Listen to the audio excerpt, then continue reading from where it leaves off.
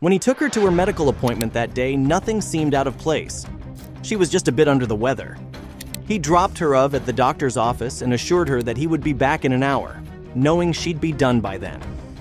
The hours flew by as he awaited his wife, but she never arrived.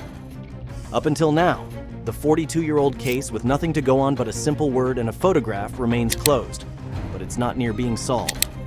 But before we start, smash the like button and make sure to subscribe if you haven't and hit that notification bell so that you won't miss any new stories.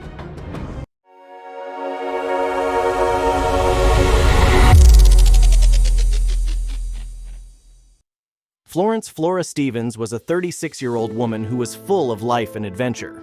She worked at the Catskill Mountains Resort, but the flu got the better of her one night. The night of August 3rd, 1975, her husband saw her for the last time. He drove her to her doctor's appointment in Monticello, New York, but she was gone when he got there to pick her up. Flora's whereabouts were unknown, and a case was opened. The hunt to find her was in full force, with detectives searching the entire area for her, and clues behind her strange disappearance. However, nobody could figure out what had happened to her that night, and the case eventually went cold. The detectives would never have suspected that the case would be reopened nearly half a decade later. In 2017, a senior investigator with the New York State Police named Jan Solomon stumbled upon something. Was it possible that his discovery could give him answers to a case he never knew existed? They had found the skeletal remains of a woman, and Jan desperately needed to identify the body. It was his next thought that had him rushing to his phone. Solomon called the Sullivan County Sheriff's Office and asked to speak to a detective. The woman whose remains they found was buried near the Catskill Mountains Resort, and he was determined to find out who she was. However, his progress looked grim since nearly 70,000 women over the age of 18 go missing in the United States each year. It would have been an impossible quest to discover who she was. But then they came up with a brilliant idea. In January of 2016, there were a total of 21,894 active cases of women who had gone missing in the U.S. Some of those filed had turned cold and had been put into storage, but those cases still remained alive. Solomon was well aware of the fact that he had a challenging task ahead of him when he tasked his team and himself to go through the thousands of open cases that were there.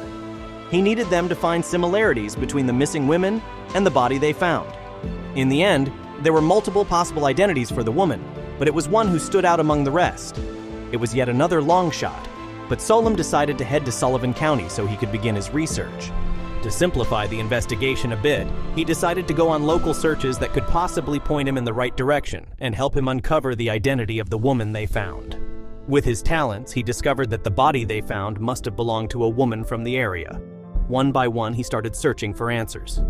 While in Sullivan County, Solomon discovered that they had an open case that roughly matched the description of his victim. It was an old case, but it had questions arising in his mind. Could it be her? The file dated back to 1975. It was older than expected and didn't provide much information, but there was something about it that just seemed to click. The case was handed over to the detectives in Sullivan County, and Detective Rich Morgan was assigned to it. His main goal was to take the cases of the two women and connect the dots between them. During his investigations, he discovered the missing woman's work ID, which showed that she was employed at the Catskill Mountains Resort. That was where the body of the woman they found was discovered. But that wasn't the only thing he found. Detective Morgan had successfully connected the dots between the two women. He found that the body discovered and the cold case were linked in multiple ways. He then started digging deeper into Flora Stevens and her life. After Flora went missing, her husband was actively trying to find her. He dropped her off at the doctor's office and came to pick her up again, but she wasn't there. From then on, her case was opened, but nobody could find any trace of her or any evidence left behind. 10 years later, the case had died along with her husband, or that's what they thought. Detective Morgan had a pretty tough job on his hands, with no relatives and no one he could speak to about Flora. He did not know how he could prove that this was the woman who had been found dead. He started shifting through local and national databases and hit on one crucial clue. Someone was using Flora Stevens' social security number in Massachusetts. He tracked the number down to an assisted living facility north of Boston. He was shocked. Someone had stolen a missing woman's social security number. Detective Morgan called the facility, and the staff there confirmed that the number belonged to a Flora, but her last name was not Stevens. It was Harris, and had been in the facility since 2001. Detective Morgan and another investigator went to the facility. They could not believe what they had found. A case that went cold so many years ago was now emerging itself into their lives. Admittedly, this meant something. Was this an identity theft crime? Just in case, the detectives went with the only picture they had of Flora in the database, her old work ID she used while she was at the Catskill Mountains. They headed over to see Flora, and as they introduced themselves, she swiftly did something that left the detectives gasping. Flora took the picture and pointed at it. "She says that's me, or me." She responded with one word, "Me," Detective Morgan told CBS. How could this be possible? But then they showed her a picture of her husband and she uttered, "Robert." They had found the missing woman. Sadly, Flora couldn't clear up the mystery surrounding her disappearance. She suffers from dementia and doesn't remember anything in the last 42 years. She was able to recognize her own picture, but she could barely form intelligible sentences or communicate with people. However, there was something else the police showed her that she did immediately recognize. According to reports, when investigators showed her old pictures of the Concord Hotel, Stevens lit up immediately. That was her former workplace. There's a reason for that.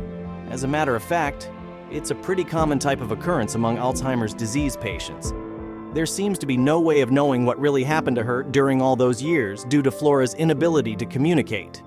"We really don't know the circumstances of why or how she disappeared," Detective Morgan said, but they did have more clues about what could have happened. Flora's caregiver, Mbuva, got bits of her background. She says Flora told him she came from a bad marriage and that her husband had been abusive. Let's not forget that Mbuva has extensive experience working with people with Alzheimer's disease. She knows how this type of patient behaves and how to read them. But what was Flora hiding? What exactly was she escaping from? We may never know for sure. Sullivan County has officially closed the case. They confirmed Flora Harris was indeed Flora Stevens. It is not too often that you get to solve a 42-year-old missing person case, Sheriff Mike Schiff said in a press release.